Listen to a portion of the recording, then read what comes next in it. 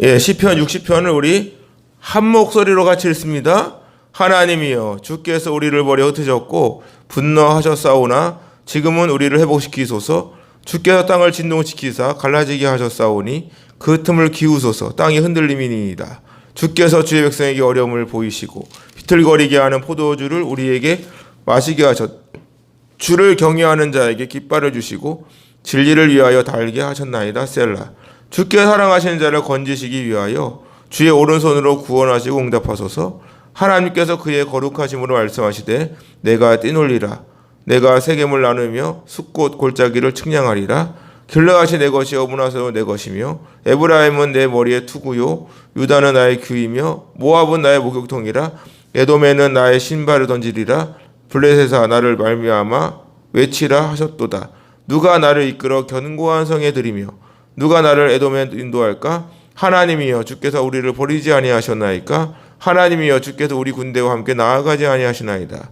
우리를 도와 대적을 치게 하소서. 사람의 구원은 헛됨이니이다. 우리가 하나님을 의지하고 용감하게 행하리니 그는 우리의 대적을 밟으심이로다. 아멘. 할렐루야. 오늘도 여러분에게 강력한 성령의 역사가 일어날 줄로 믿습니다. 예, 오늘 우리가 읽은 시편 60편, 벌써 60편입니다. 60편이면 매주 3개씩 했으니까 6개월 넘은 거예요. 야, 6개월을 진짜 쉬지 않고 달려왔습니다. 예, 다음 추석이니까 추석 한 주간은 쉬고, 예, 그 다음 주부터 다시 돌아온 마음 61장부터 열심히 달려가 보겠습니다. 우리 150편까지 가야 되니까 부지런히 여러분 달려가시고 여러분들에게 이 시간 정말 후회 없는 시간이 될 겁니다. 저도 마찬가지지만 하나 해보는 거죠. 뭐 제가 성경 박사라서가 아니라 이 기도의 시간을 통해서 시편을 묵상하고 그 시편을 통해 일하시는 하나님 역사하심과 또 이렇게 믿음으로 구하는 여러분들의 간절한 기도 제목이 확실하게 응답이 되어서 누가 여러분들을 보더라도 와, 저분은 하나님 함께 하시는구나. 이러한 당당한 그러한 하나님의 역사하심을 여러분들이 날마다 선포하시고 누리시고 받은 은혜와 사랑을 더 많은 영혼들에게 베풀며 나아갈 수 있기를 주님의 이름으로 축원합니다. 오늘 말씀을 보면 이렇게 되어 있습니다. 다윗이 교훈하기 위하여 지은 믹담. 이건 교훈시입니다. 믹담 원래 그렇죠? 인도자를 따라 수산 에두에 맞춘 노래. 이 수산 에두이 뭘까? 보통 슈산보이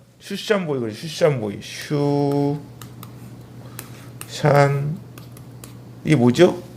백합인데 백합. 슈산이 백합, 수산하다. 백합이네, 백합. 에둣 증거입니다. 증거. 에둣.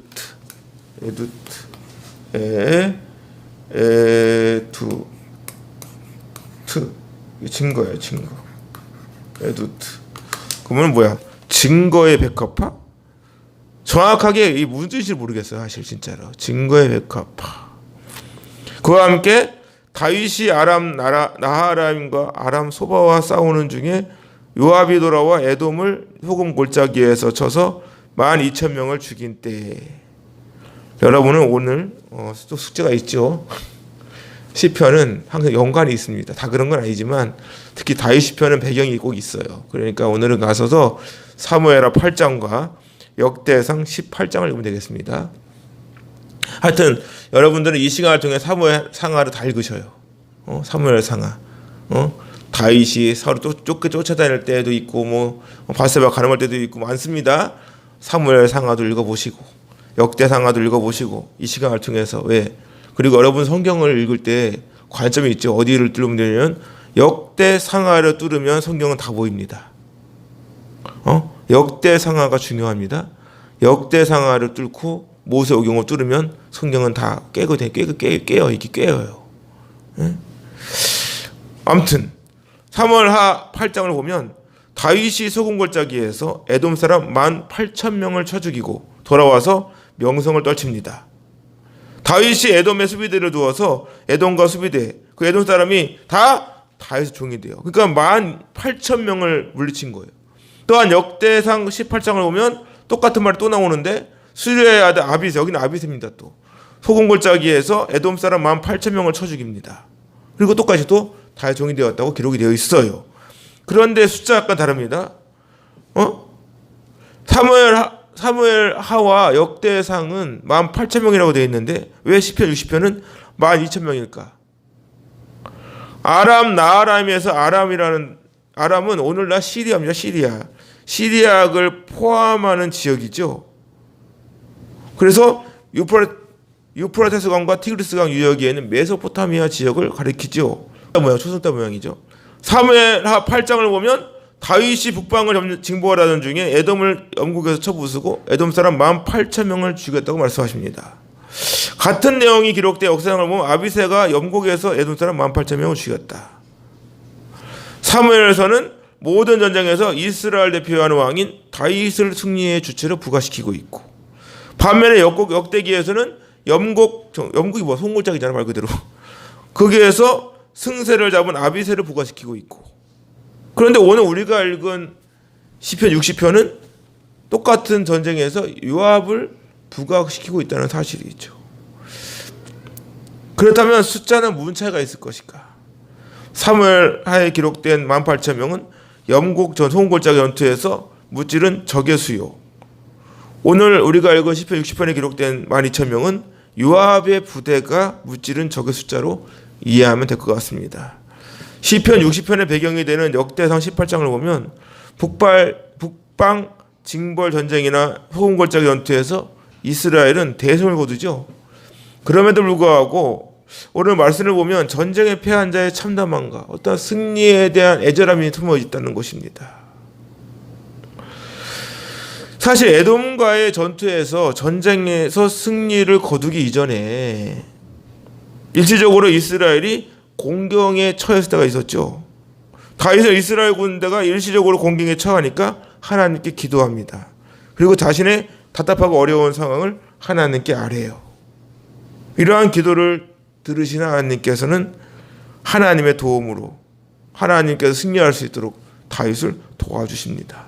인간의 힘으로 도저히 이길 수 없는 상황에서 하나님께 기도하는 다윗의 모습, 또 그 기도를 들으시고 승리를 주시는 하나님. 말씀을 보세요. 하나님이여 주께서 우리를 버려 흩으셨고 분노하셨사오나 지금은 우리를 회복시키소서. 우리를 버렸다는 거예요. 시인은 고백합니다. 주께서 우리를 버려 흩으셨고 분노하셨다.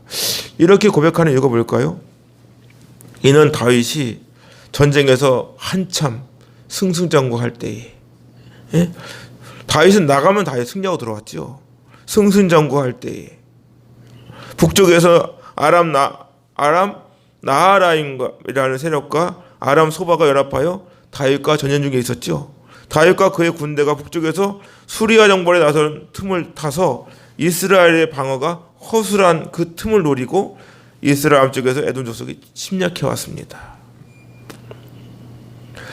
이스라엘 주요 부대가 북쪽으로 쏠려 있으니까 오히려 남쪽은 약화되어 있는 것이죠. 그 틈을 노린 겁니다. 그러니까 피해가 큰 거예요. 그로 인해 이스라엘 군사들과 백성들의 사기는 땅에 뚝 떨어져 버리고, 이러한 상황 가운데 다윗은 하나님께 우리를 버리시고 흩으셨구나 그러면서 속상해하는 것이죠. 이스라엘 군사들이 적들의 공격으로 인해서 사기는 무너지고 두려운 마음에 여기저기로 뿔뿔이 흩어졌다는 것이죠. 그러니까 다윗이 안아프 막 화를 내는 거예요. 화를 냅니다. 왜 그러겠습니까? 전쟁의 승리는 모사나 어떠한 무기, 어떠한 전략이 있다는 것이 아니라는 거죠. 모든 전쟁은 오직 살아계신 하나님만 의지하며 나아가야 되는 줄로 믿습니다. 여호수아를 읽어보면 하나님의 은혜로 여리고성을 멋지게 무너뜨리죠. 사실 여리고성도 이스라엘 백성들이 무기를 들고 싸운 게 아니잖아. 하나님 말씀에 순종해서 하나님께서 하라고 하시는 대로 하루에 한 바퀴씩 마지막 날에 7바퀴 돌고 함성을 지르면 폭삭 무너. 그밖에 한 게 사실 없잖아요. 근데 그것이 승리하는 원인이 됐단 말이죠. 여리고성을 점령하는 결정적인 힘이 되었다는 것입니다. 그리고 조금 후에 아이성을 정복하다가 떠납니다. 여호수아가 보고를 받아요. 아이성은 여리고성에 비하면 정말 작다고. 그러니까 우리가 한 3,000명만 올려보내라고 여호수아가 명령을 합니다. 어떻게 됐습니까? 모두가 도망쳐 쫓겨오고 사람까지 죽었어요. 비록 그 원인이 아간의 잘못에 있는 거 맞아요. 하지만 하나님을 온전히 의지 아니하고 자신의 힘으로 점령하려고 하면 패한다는 것입니다. 우리는 어떠한 순간에도 철저하게 하나님을 의지해야 돼요. 그것이 믿음입니다. 전쟁의 승패는 군사의 수에 있지 않습니다. 하나님께서 함께하지 않으시면 아무리 많은 군사가 있어도 아무리 좋은 전략을 가지고 있어도 패하는 거예요. 패하는 거. 오직 살아계신 하나님께서 함께 하셔야만 전쟁에서 승리할 수 있는 줄로 믿습니다. 사무엘상 4장을 보면 블레셋과의 전쟁이 나옵니다. 이스라엘과 블레셋이 전쟁을 벌이는데 이 전쟁에서 4,000명의 군대가 죽임을 당할 정도로 아주 치열했어요. 이때 이스라엘 장로들이 여호와께서 어찌하여 우리에게 오늘 블레셋 사람들 패하게 하였냐라고 하면서 실로에서 언약궤를 가져오게 합니다. 이스라엘 장로의 말대로 여호와의 언약궤가 이스라엘 진영으로 들어와요. 그러자 온 이스라엘이 발을 구르고 함성을 지르고 환호성을 하면서 난리났습니다. 얼마나 좋아하는지 몰라요. 이때 그 소리를 듣고 블레셋 사람들이 긴장합니다. 저 왜 그런 거예요? 왜 저렇게 좋아하냐? 봤더니 여호와의 언약궤가 들어온다는 거예요. 이스라엘 백성들이 믿는 신은 여러 가지 재앙으로 애굽인을 친 신들이라는 사실을 이 블레셋 사람들도 알고 있는 것이죠. 이때 블레셋 장군이 이렇게 말하죠. 너희 블레셋 사람들아, 강하게 되며 대장부가 되라. 너희가 히브리 사람의 종이 되기를 그들이 너희의 종되는 것과 같이 되지 말고 대장부같이 되어 싸워라. 어떻게 되었겠습니까? 이스라엘이 패하고 3만 명이나 죽게 돼요. 언약궤가 들어오면 이길 줄 알았던 것이죠. 그곳에서 엘리의 두 아들 홈리와 비나스도 죽게 되고, 그 이유가 어디에 있었을까요? 하나님께서 함께하지 않는 언약궤는 그냥 나무개짝에 불과하다는 것입니다. 하나님께서 함께하시지 아니하시면 전쟁에서 패할 수가 없다. 이는 오늘도 마찬가지입니다.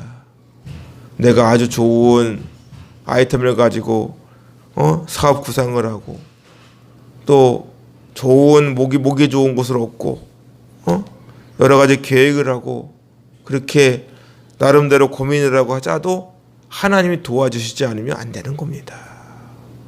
내 힘으로 일을 해내려고 하면 하나님 영광이 들어가지 않아요. 우리는 철저하게 하나님을 의지하고 하나님께 나를 맡겨야 합니다. 그게 겸손이잖아요. 우리는 하나님께서 이끌어가는 인생이 되어야 되는 줄로 믿습니다. 여러분의 자녀가 성공하기 위해서는 하나님께 이끌림받는, 하나님께 붙들림받는 자녀가 되어야 되는 거예요. 그렇게 키워야 합니다. 우리는 다윗은 고백합니다. 지금은 우리를 회복시켜 주시옵소서. 스스로 자신의 잘못을 깨닫고 하나님께 회복시켜 주실 것을 간구하고 있습니다. 하나님을 온전히 신뢰하고 의존이 못한 것을 회개하고 돌이키는 것이죠. 2절 보세요. 주께서 땅을 진동시키사 갈라지게 하였사오니 그 틈을 기우소서. 땅이 흔들립니다.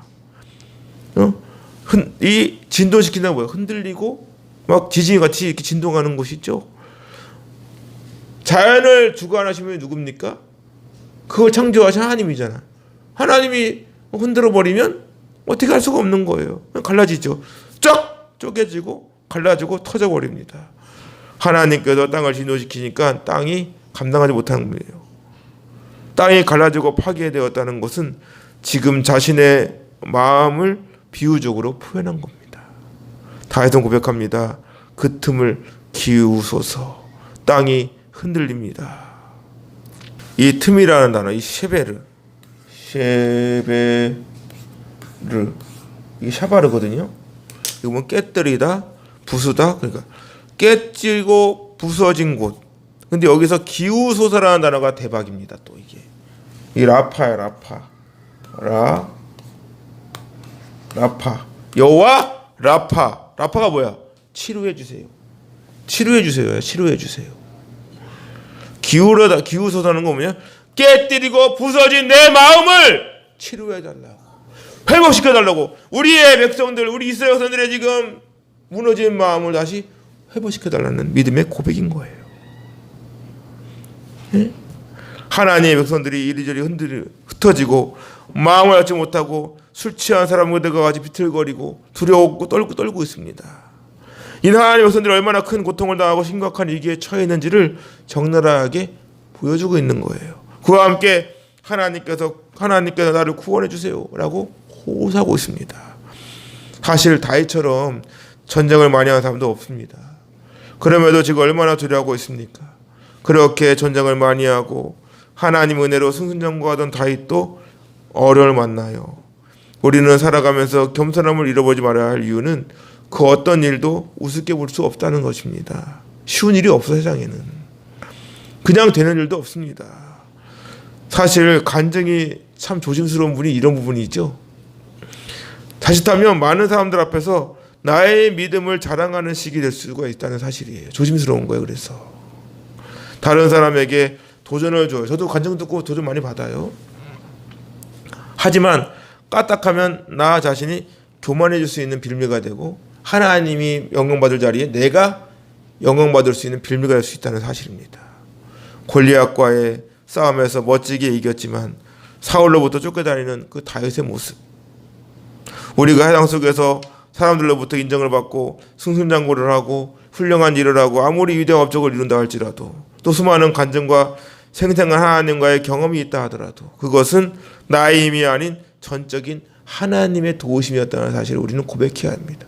나의 나 된 것은 하나님의 은혜로 된 것이라고 하는 게 바울의 고백은 그냥 고백이 아닙니다.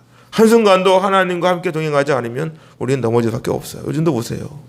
그렇게 예배를 강조하고 믿음을 강조하고 순교를 말하고 열심히 신앙생활했던 사람들조차 코로나 전국으로 인해 그 신앙이 점점 식어져가고 있는 모습들, 예배로부터 멀어지고 기도의 불길은 점점 식어지고 교회는 주일이 와도 텅텅 비우고 요즘 새벽 기도를 하지 않는 교회도 많다고 합니다.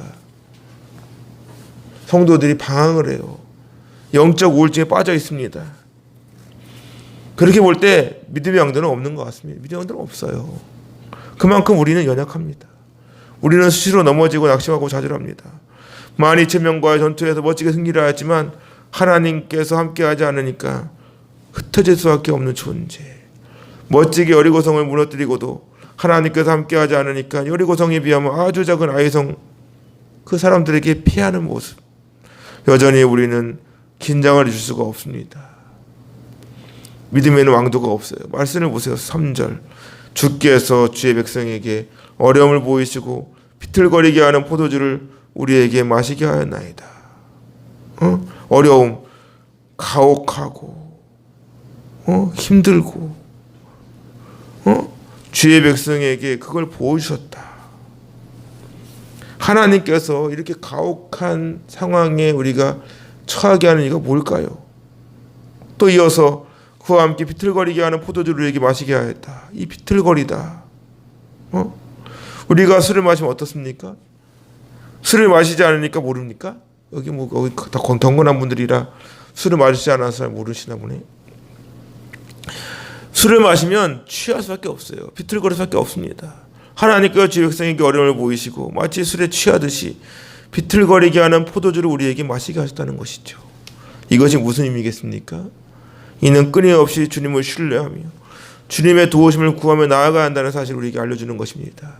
사람들이 알아주고 인정해준다 할지라도 우리는 끊임없이 넘어지고 흔들리고 비틀거리고 좌절할 수밖에 없는 인생. 아무리 큰 사역의 열매를 얻었다고 해도 그 승리의 뒤에 우력감과 패배감을 가질 수밖에 없는 우리 인생. 엘리야 바알과 아스론지와 850명 가서 멋지 승리해놓고 이세벨이 자기를 죽인다고 하는 소식을 듣고 어떻게 합니까? 저 멀리 로자나무 밑에 가가지고 나를 데려가시라고 이런 기도를 하고 있지 않습니까? 그게 바로 우리의 모습인 거예요. 그래서 하나님 말씀하시죠. 에베소 5장에 보니까 술 취하지 말라. 이는 방탕한 것이니 오직 성령으로 충만함을 받으라. 시와 찬송과 신령한 노래들로 서로 화답하며 너희의 마음으로 주께 노래하며 찬송하며 범사에 우리 주 예수 그리스도의 이름으로 항상 아버지께 하나님께 감사하며 그리스도를 경외함으로 피차 복종하라. 또 베드로전서 5장에 보니까 근신하라 깨어라 너희 대적 마귀가 우는 사자와 같이 두드다니며 삼킬 자를 찾는다. 여기서 근신하라가 뭔지 아십니까? 내포 술 취하지 말라. 술 취하지 말라. 정신을 차려라 이런 뜻입니다. 너희 믿음을 굳게 하여 그를 대적하라. 정신 차려. 이런 거 정신 차려. 왜? 믿음의 굳건하게 서 있지 못하면 우는 사자가 늘 돌아다니면서 삼킬 자를 찾고 있는데 넘어진다는 거야. 넘어진다. 우리는 어떠한 고난과 환경과 상황 앞에서도 술 취한 사람처럼 비틀거리지 말고 오직 주님만 바라보아야 될 줄로 믿습니다. 이 세상 풍주를 물들거나 휩쓸리지 말고 정신을 차리라는 거예요. 코로나가 오니까 언제 그래야 한다는 듯이 매일 성현책을 들고 찬양을 부르던 곳이 완전히 무슨 흉가도 아니고 엄청 조용해졌어요. 주일이 와도 기쁘지가 않는 모습들. 함께 밥을 먹고 함께 찬양을 부르던 곳이 완전 조용해졌습니다. 여러분들은 그런 걸 보면서 어떤 마음이 드나요? 저는 가슴이 아파요. 가슴이 아프고 가슴이 아프다고. 가슴을 친다고. 애통해야 합니다. 애통해야 돼.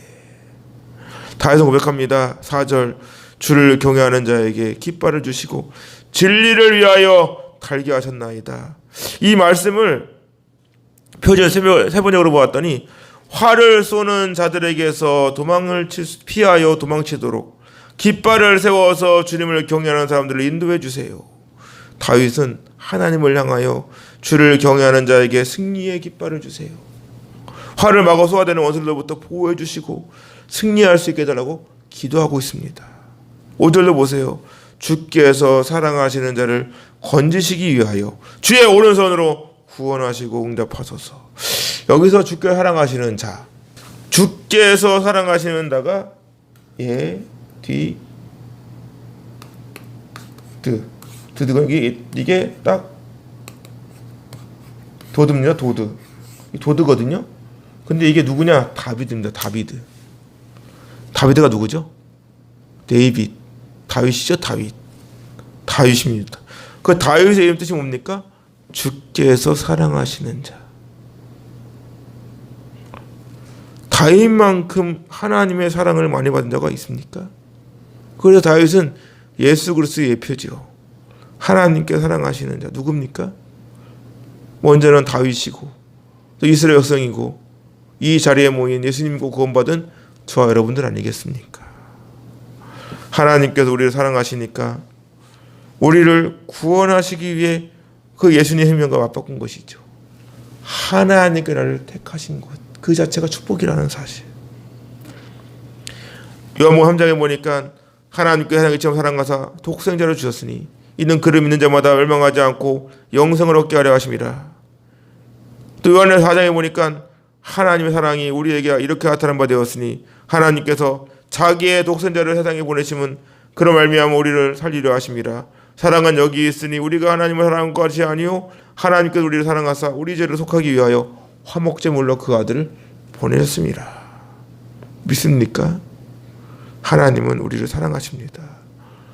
그 사랑에는 어떠한 조건이나 이유가 없어요. 무조건적 사랑입니다. 무조건적 선택. 불가항력적 하나님의 은혜. 저항할 수가 없어. 우리는 그 은혜 저항할 수가 없다고. 전적 타락. 다 성경에 있는 거야. 그거 전적 타락. 인간은 완전히 타락했기 때문에 자기의 힘으로는 구원에 이를 수도 없고 이루어질 수가 없다. 우리는 우리 스스로 예수 믿을 수가 없습니다. 하나님께서 나를 택하셨기 때문에 예수 믿게 된 거예요. 얼마나 감사할 일입니까?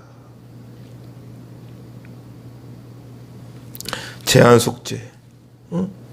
모든 사람을 대신하여 십자가 진 게 아니라고 말씀을 드리지만 나를 위해 십자가 진 것이라고. 꼭 이렇게 말하면 이상한 말하는 분이 있어. 뭐라 그래? 그럼 다 선택되었고 예정되었으면은 굳이 전도할 필요 있겠습니까? 이런 바보 같은 말 하지 말라고 그랬죠. 그거는 바보라고, 어리석은 거라고. 우리가 그 사람이 구원받았는지 택함받았는지 어떻게 알아? 그러니까 계속해서 복음을 전해야 되는 거예요. 하나님이 아버지라는 사실을 모르고 살아가는 얼마나 많습니까? 내가 하나님 아들이었어? 이러면서. 성령 하나님께서는 끊임없이 우리를 구원의 자리를 이끌고 가고 계시는 거예요. 무조건적으로 사랑하시는 그 하나님. 부모가 자식을 위해 헌신할 때 어떠한 이유나 조건을 내세웁니까? 아무런 조건이 없어요. 그냥 내 자녀이기 때문에 자식을 위해서는 무엇을 내줘도 아깝지가 않아요. 그게 아깝의 사랑이잖아. 우리에게 옆에 있는 아이가 아유 귀여워, 용돈을 준단 말이에요. 용돈을 주고 아유 귀엽네. 하나님이 우리 아버지시기 때문에 우리에게 목숨을 거는 거예요. 하나님이 우리를 사랑하시는 데에는 다른 이유가 없다. 하나님은 우리를 있는 모습 그대로 사랑하신다는 것입니다. 아무리 다른 아이들이 귀엽고 아무리 다른 아이들이 사랑스러워도 목숨을 걸지 않는다고요. 하나님께서 우리 아버지가 되어주시기 때문에 그 하나님께서 우리를 대신하여 십자가를 지신다고요.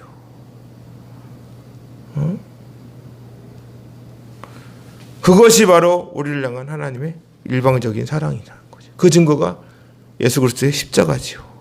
이 자리에 모인 저와 여러분은 예수님이 믿고 구원받은 하나님의 자녀입니다. 누가 뭐라고 해도 우리는 하나님의 자녀예요.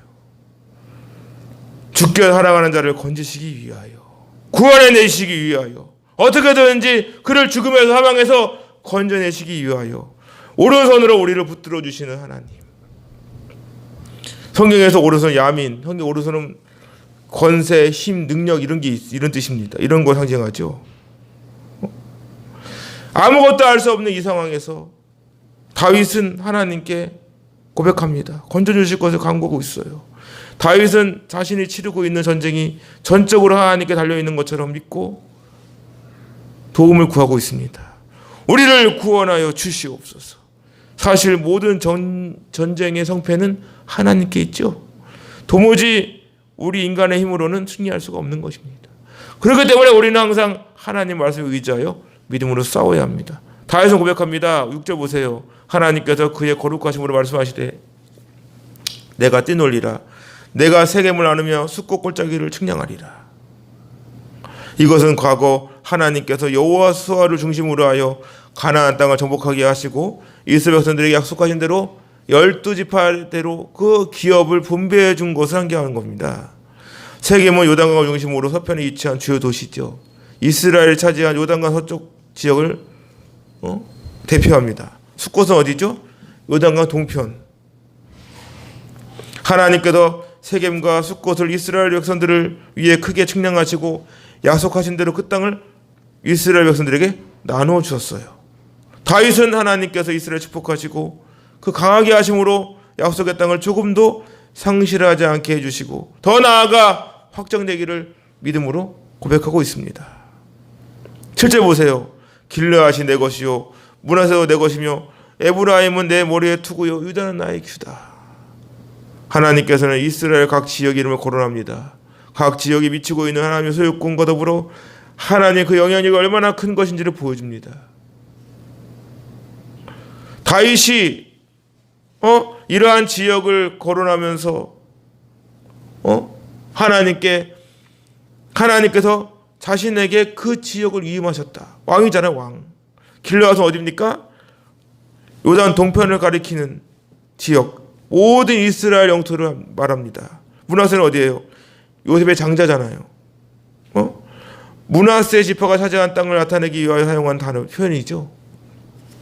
요단 서편 지역과 동편 지역 모두 므낫세 반지파로 나누어졌잖아요. 길르앗과 므낫세에 대하여 내 것이요 내 것이며 또 에브라임에 대해서는 내 머리의 투구다. 머리가 가장 중요하잖아 사실. 인체에서 가장 중요한 건 머리잖아요. 머리가 다치면 살아도 장애인으로 남는 거잖아요. 아무것도 할 수 없잖아요. 그래서 아이를 낳을 때에도 머리는 괜찮습니까? 이거 나오는 거 아닙니까? 당시 에브라임은 이스라엘 영토의 중앙 부분의 높은 산지에 위치하여 군사적, 전술적으로 매우 중요한 곳이었지요. 그와 함께 유다는 나의 규다.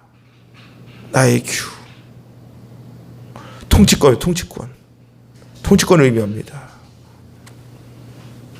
다윗이 어느 지파죠? 유다 지파죠. 유다는 나의 규라고 하는 말씀은 다윗 왕조가 영적으로 하나님의 신적 권위를 그대로 계승하고 있다. 그래서 남유다와 북이스라엘 차이 뭡니까? 북이스라엘은 왕조가 바뀝니다. 김씨였다가 박씨였다가 뭐 이씨였다가 바뀌어가요. 근데 다윗 유다 지파는 어떻게 합니까? 다윗 계통으로 쭉 내려가죠. 다윗 계통으로 다윗, 솔로몬, 르호보암, 아비야, 아사, 여호사밧 이렇게 쭉 내려간단 말이에요. 한 혈통으로 간다고. 한 혈통으로. 그 혈통으로 누가 오셨습니까? 예수 그리스도. 예수님이 유다 지파잖아요. 다윗의 후손으로 예수 그리스도가 오시지 않습니까? 더 나아가 하나님께서 이스라엘만 다스리는 것이 아니라 열방을 통치하십니다. 8절 보세요. 모압은 나의 모교통이래. 모교통은 일반적으로 손발을 씻는 곳이죠. 그거 누가 합니까? 종들이 담당했어요. 종들이. 모압이 정복이 되어 종이 될 것이다를 예표하는 것이죠. 그와 함께 에돔은 나의 신발을 던질 것이다. 고대 근동의 신발은 부정한 것이죠. 신발은 누가 닦어? 종들이 닦았어요. 비천한 사람 담당합니다. 종들 가운데서도 가장 비천한 사람들. 고대 근동의 사람들은 상대방을 가장 비천한 종과 같은 신분으로 격화시키죠. 그래서 이스라엘의 지배를 받게 하겠다라고 하는 하나님의 의지입니다. 그와 함께 블레셋아 나의 말로 알면 외쳐라.